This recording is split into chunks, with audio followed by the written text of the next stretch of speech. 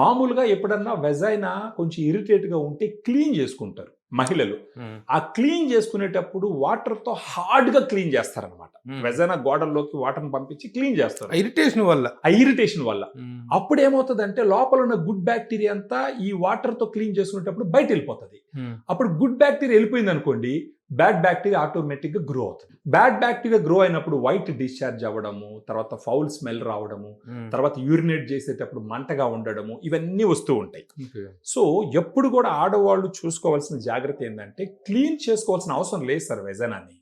యాక్చువల్గా అది self cleansing organ, తనంతట అది క్లీన్ అయ్యేటటువంటి ఒక అవయవం. ఒకవేళ ఇరిటేషన్ గా ఉంటే గోరువెచ్చని వాటర్ తో బాహ్యంగా కొంచెం క్లీన్ చేసుకోవచ్చు, కానీ డీప్ గా క్లీన్ చేయకూడదు అసలు వెజైనాని. వెజైనా తనంతట తను క్లీన్ అయిపోతుంది.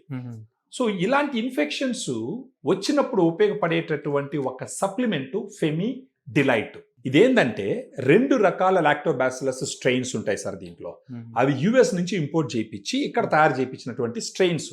ఇవి ఏం చేస్తాయి, రోజుకు ఒక క్యాప్సూల్ వాళ్ళు భోజనం తర్వాత తీసుకుంటే ఆ వెజైనాలోకి వెళ్ళి అక్కడ గుడ్ బ్యాక్టీరియాని పెంచుతాయి. ఈ గుడ్ బ్యాక్టీరియా చేసే పని ఏంటంటే సార్, వెజైనాని అది యాసిడ్ కండిషన్లో ఉంచుతుంది. అక్కడ pHని 3.5 నుంచి 4.2 మధ్యలో పెడుతుంది. ఆ pH లో ఉన్నప్పుడు బ్యాడ్ బ్యాక్టీరియా అక్కడ బతకదు. ఎందుకంటే ఆమ్లంలో బతకో కదా సార్, యాసిడ్లో బతకో ఏది కూడా. ఇది యాసిడ్ ఎన్విరాన్మెంట్. <7 ఉంటే యాసిడ్ ఎన్విరాన్మెంట్, అబౌవ్ 7 ఉంటే అది ఆల్కలైన్ ఎన్విరాన్మెంట్. ఈ గుడ్ బ్యాక్టీరియా ఈ యాసిడ్ అక్కడ ప్రొడ్యూస్ చేయడం వల్ల అక్కడ ఏంటంటే బ్యాడ్ బ్యాక్టీరియా గ్రో అవ్వదు. సెకండ్, ఈ బ్యాడ్ బ్యాక్టీరియాని చంపేటటువంటి కొన్ని కెమికల్స్ని ఇప్పుడు ఈ ఫెమిడిలైట్లో ఉండే గుడ్ బ్యాక్టీరియా రిలీజ్ చేస్తుంది అక్కడ.